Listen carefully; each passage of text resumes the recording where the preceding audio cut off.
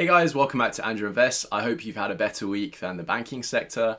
But today I wanted to speak about some of the fallout from the SVB crisis, how regulators and the government basically stepped in to guarantee depositors and prevent the crisis spreading to other banks. But I also want to speak about how those steps have failed and the crisis is only continuing with First Republic in trouble right now, and also how the crisis has spread to Europe. In particular, Credit Suisse has been under heavy fire this week. Its rival bank UBS is actually effectively being forced to take them over by the Swiss government, which I think is very ominous and could mean that the crisis only continues next week. So in a time like this, I think there's high levels of market panic, and I think it's hard to remember that this should be a time when you should be being greedy. And so this week I actually bought two new stocks. So if you want to hear what they are, stick around to the end and I'll talk a little bit about them. So what happened to SVB? So late on Sunday night, the US government stepped in to guarantee all SVB deposits, including those above the $250,000 limit. And this was basically done using FDIC money, not taxpayer money. So it was a quick win for the government, who were able to say, taxpayer money is not being used here, and this isn't even a bailout. It's using FDIC money, which is paid for by the banking sector, which is all technically true. Also, interestingly, the Federal Reserve stepped in to try and limit the contagion from SVB's failure, and it created a lending facility which basically allows banks to meet all depositor withdrawals, essentially backstopping all deposits, both those insured and uninsured, across the US financial system. Now, the idea behind this is to prevent other mid-size and small banks from also facing bank runs, with depositors knowing that all of their money is effectively backed up by the Federal Reserve. Now the Federal Reserve is going to have to print out a huge amount of money in order to provide these loans to the banks. And this is counterintuitive to what it's been doing for the last year, QT, quantitative tightening, whereby it's basically been reducing the money supply in the economy in order to try and reduce inflation. Now it's effectively doing the reverse on a huge scale. So what does this mean for inflation? It's probably not good, but it seems to be necessary. Did this stop the crisis? No. So we can see here, Bill Ackman's retweeted this, which I think is quite a good summary of what's happened. The US government has 1. Backstop deposits at SVB. 2. Offered to share losses on SVB sale. Effectively a bailout. 3. Authorized Fed emergency loan program. 4. Spoken with Warren Buffett for help. Now, this one's a really interesting one. Let's get into this in a second. And 5, weighed in on a potential acquisition of Credit Suisse. Yet we do not have a solution yet. There was a rumor earlier this week that Warren Buffett had flown out the heads of 20 different regional/mid-sized banks in order to discuss the terms of bailout deals for them, cash for equity effectively.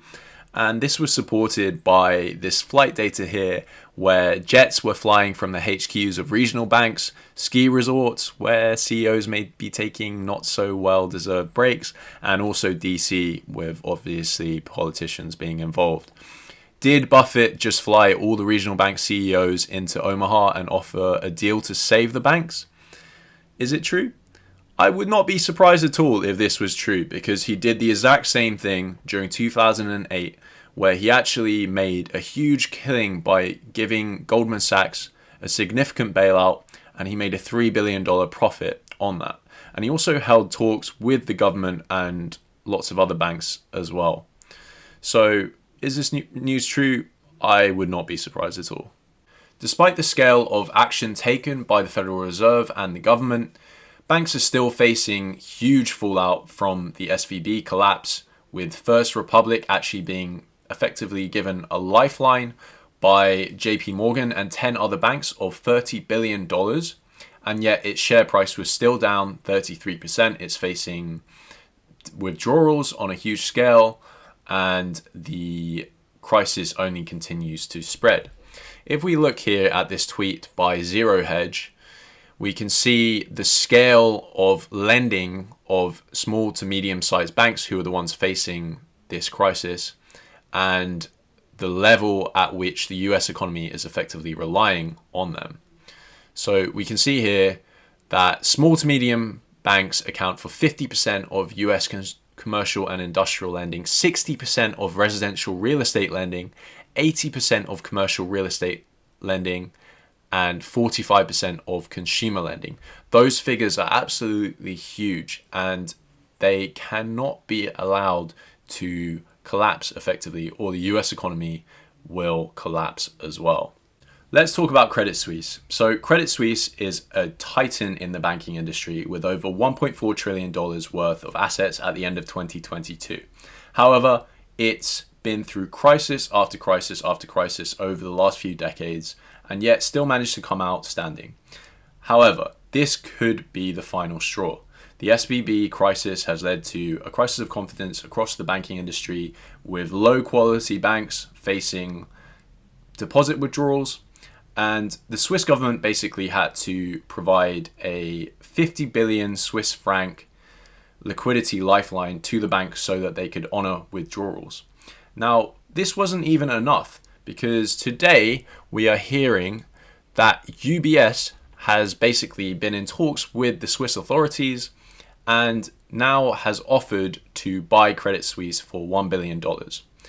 Now, the Swiss government is basically expected to change the country's law to bypass a UBS shareholder vote.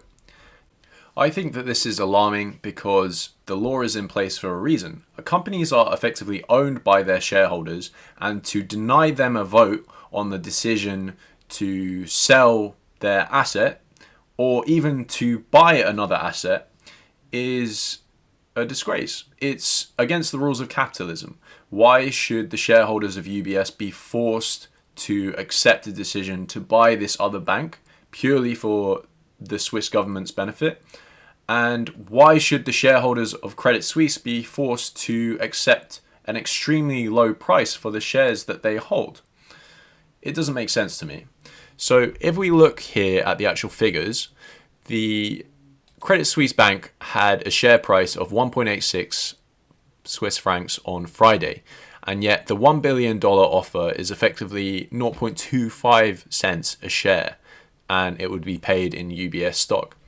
That's a huge discount. Like, the shareholders of Credit Suisse would be making a huge loss on this, effectively just for the benefit of the Swiss banking system / the Swiss government. And UBS would be making a killing depending on how you look at it, because many would see, why would UBS, a successful bank, want to pick up Credit Suisse that's been unprofitable for years and crisis struck, obviously. There's also been recent news coming out swiftly after this that Credit Suisse is basically pushing back against UBS's $1 billion offer. It doesn't think it's enough, and it would disadvantage shareholders as well as employees who have deferred stock.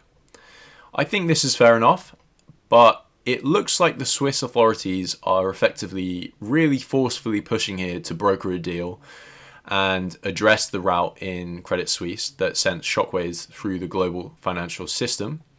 And this may get forced through despite the protests of the shareholders. I think this is definitely a very worrying moment, and I think it will only create more panic in the banking system, to be honest. If this deal goes through, I think that the share price of UBS will drop significantly. And I also think that other European banks will start to face the heat. So in times of crisis like this, I think it's really important to remember that we shouldn't be selling or even buying stocks based on short-term market news and panic. We should be trying to invest in companies that are compounding machines and that will provide shareholder value for years to come. And that's why earlier this week I decided to invest in MasterCard and Ulta Beauty, two companies which I think hold really good value for shareholders and will only continue to compound into the coming years. I'd like to do a video in further depth for these two companies in the future, but to give a quick summary on why I think they're such good investments, let's look at the Ulta financials. So Ulta has a really low forward price to earnings ratio of only 19. That's for a company which has had huge growth in its earnings over the last decade, nearly 36% per year, for the 10-year period up to 2023, and also has a very good share buyback program where it's buying back nearly 2% of its shares year on year, and that's led to earnings per share growth of nearly 25% over the last 10 years. I really think that this investment is going to be a really successful one. If we look at the return on capital employed, it has a over 40% figure for 2023, and it's only been increasing every single year. I think Ulta has a really good loyalty program and will have great customer retention. So in short, I think this company will return really well, and I'll probably be investing more money into it. On the other hand, we have MasterCard, which is obviously a huge company. It has a huge moat with it being part of a duopoly with Visa, and it has a market cap of $300 billion. So it's a titan in the payments industry. Now, MasterCard makes money by charging a percentage of every single transaction done using its debit or credit cards. Now, it means it has no exposure to any credit default risk. And with a price to earnings ratio of 29, it's definitely quite high. But I really think that there's a huge amount of safety in this company. And with inflation increasing the price of various different goods, people will only be continuing to spend more money, and we will effectively get a cut of that extra spend. If we look to the return on capital employed of this company, it's consistently over 40% and at times 50%. And they also have pretty great earnings per share growth, 16.6% over the last 10 years, as well as a healthy dividend and a share buyback program which has returned 2.5% less shares year over year. So in short, that's the reasons why I've bought these two companies. I hope you enjoyed the video and you've learned something. Please leave a like and subscribe if you enjoyed it, and I'll see you guys next time.